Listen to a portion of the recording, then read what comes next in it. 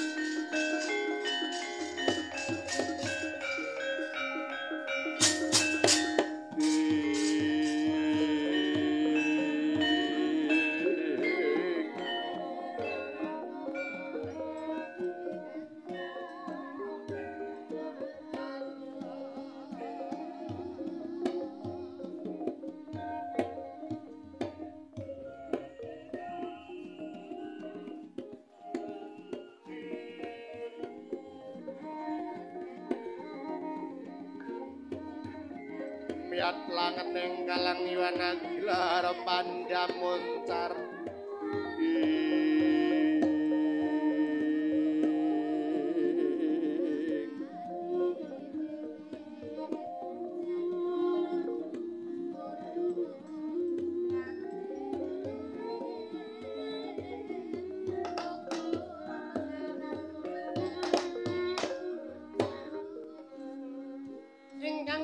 Wonten ing Kahyuangan Suralaya anenggih papan ingkang endah ingkang sarwa ayem jenjem palengganing risang jagat Giripati anenggih risang Bathara Manik Maya ya risang Bathara Guru dewaning para dewa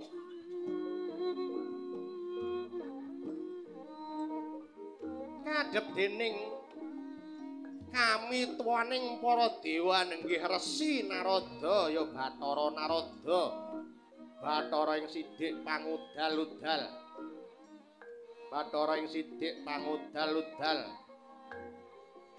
awit menggalihake lan nyarasehanake kahananing ngarca padha awit duk nalika semana dinawan dening risang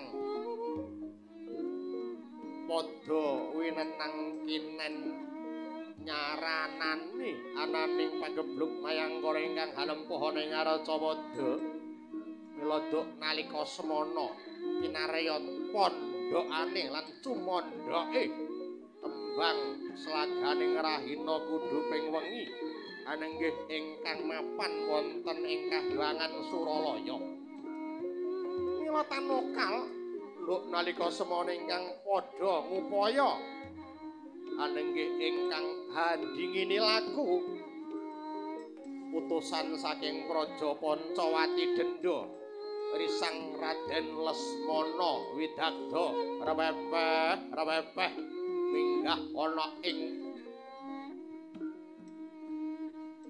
kadewatan aninggih wonten ing kahyuangan Jonggiri Kaelasa sampun ngabyantara ing ngarsaning Sang Hyang Jagat Giripati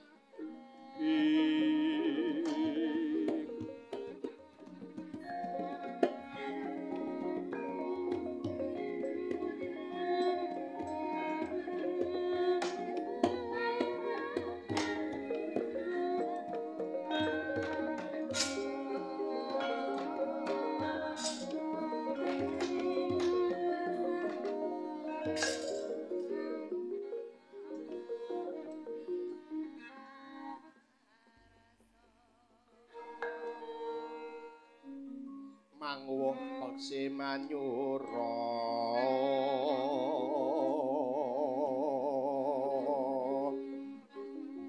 sawung kloro amalungi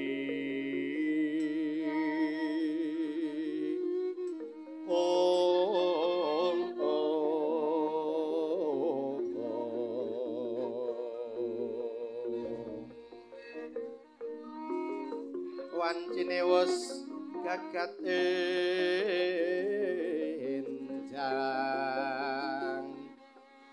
ayo ruwang amur wani manembah mring maha suci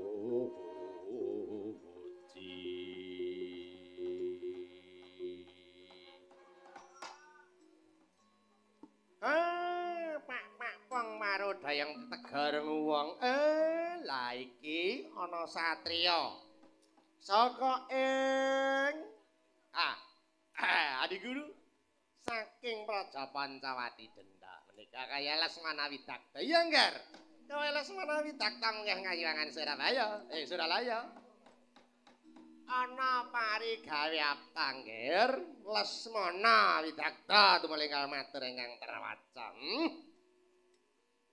kawula ninggih duh pukulun saderengipun ngaturaken sungkeming pangabekti mugi kunjuk sandhal pepodo paduka pulun Sang Hyang Jagat Giripati iya ngger kaki Lesmana Widagta tak tampa kita tampani pangestu ulun kawula ninggih kapundi saengga cejimat pukulun ing sithik pangudal-udal sungkem kula mugi kunjuk mak marodayang ditegar ngewang iki duake sapa ya tak tampa gulup jeneng kita tampanana pangestu ulun kawula ninggih pukulun kula cadhong asta kula kekalih amimbana rah daging kang yuwanan tuling matur apa ngger magita sowan kita ning kahyuangan Suralaya gawe kageting Sang Hyang Jagat Giripati lan ulun denana titah pujangkara wani munggah ing kahyuangan Suralaya mokal lamun ora ana wigati ingkang banget kula kang saka kuwi nggal matur nggal Lesmana Widagta apa ngger kawula ninggih duh pukulun waleh-waleh menapa sowan kula dipun utus dening Kaka Prabu ing Pancawati Denda Kaka Prabu Rama Wijaya.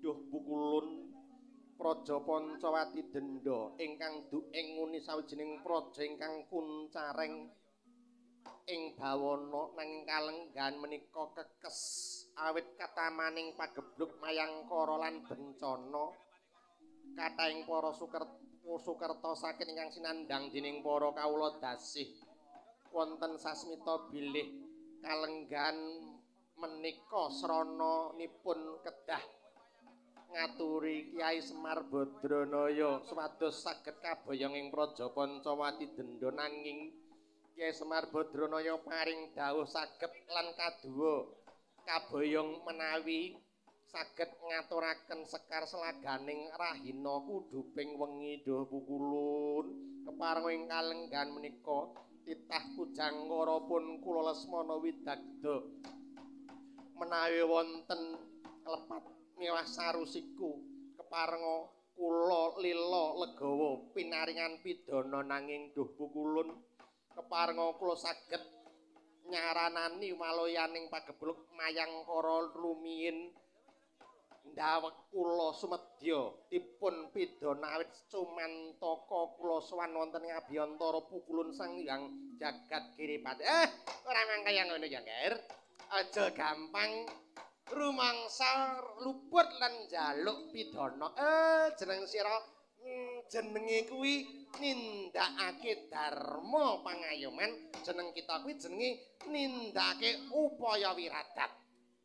Mula menungsa aja mung pitaya marang kodrat kudu ngulir budi miradati samu barang reh supaya bisa owah kahanan kang kurang prayoga kaya mau Nger. Kawula inggih ngaturaken guing panuwun ingkang tanpa pepindhan menawi sowan kula boten kasiku denda dening para Jawata luhung. Ya Nger aja dadi atimu ora dadi baya pengapa kulup. Pancen kapara yekta selaganing rahina kuduping wengi kuwi mapan ana ing Kahyangan Suralaya kene. Mula daya-daya lebda ing karya ya Nger jeneng kita tampan ana iki kembang selaganing rahina kuduping wengi. Kawula nuwun inggih duh pukulun ngaturaken guing panuwun ingkang tanpa pepindhan duh pukulun.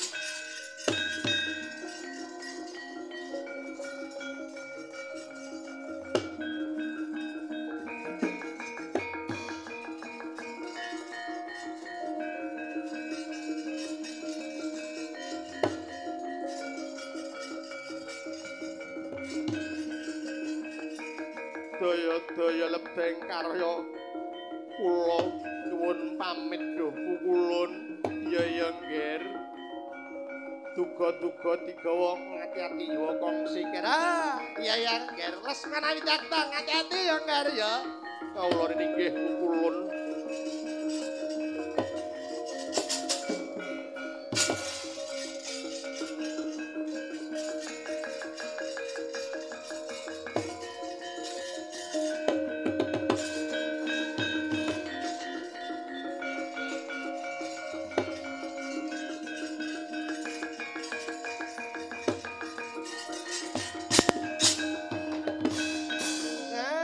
Dumbrajak tanpa larapan lagi kan marah kaya si Janaka iki ya. Kowe Janaka ya iya. Belum Nger Janaka. Kawula nuwun inggih pukulun sukam kula mugi kunjuk Sang Hyang Jagat Giripati kulup kaki Janaka iya ulun tampa pangestu ulun kita tampanana. Kawula nuwun inggih kapundi saengga cejimat pukulun Sang Hyang Narada sungkem kula mugi kunjuk. Mak pangare. Ayo tekan wong iki duweke sapa? Duweku dhewe ding. Iya tak tampa Nger ulun, tampa ganti kamerane. Ulun liwat pangestu ulun kita tampanan ya Nger. Nun inggih kapundi saengga cejimat anapa semengka pengawak bajra tekamu anapa Nger?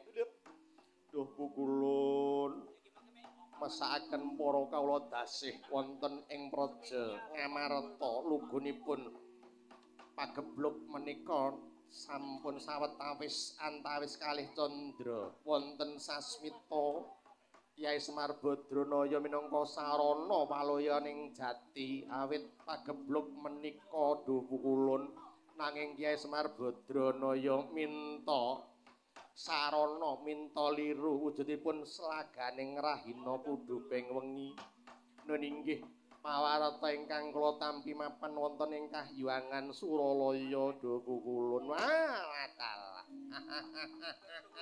kados pundi menika Adi Guru kulup yer Janaka aja dadi atimu ya kulup mentas wae iki mau kembang slaganing rahina kuduping wengi wis tak paringake marang satriya aran Lesmana Widagda saka ing Praja Pancawati Denda mula ing kalungguhan iki jeneng kita ora bisa ulun paringi merga wis ora ana ngger Janaka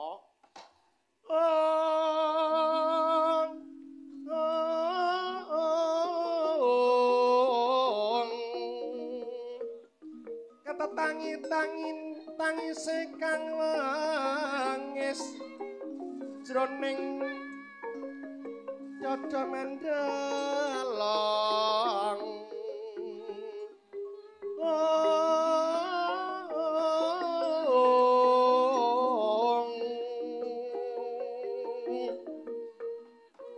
jroning waradaya nenutuh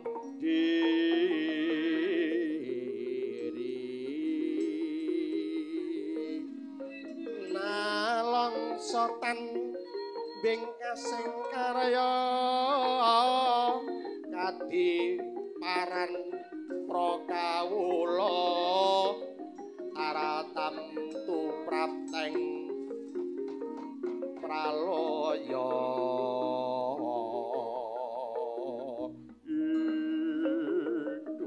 kulun menawi gesang kula boten saged minangka sarana pados sarana wiradat tumraping para kawula dasih pedah menapa gesang kula sampun dados tekad kula sak sae-saening titah menika menawi manpangati wonten pigunane kalian para titahing asanes mila ing kalenggan menika menawi gesang kula tanpa guna pedah menapa kula gesang duh pukulun kabanjuta kewala gesangipun pun Harjana lah piye ta kok iki Janaka kaki Janaka kula ngger kula wonten dawuh pukulan lah kok kowe malah nangis kawula ninggih pedah napa Janaka gesang pinitados dadi pangayoman para kawula dasih temah gagar wigarta tanpa karya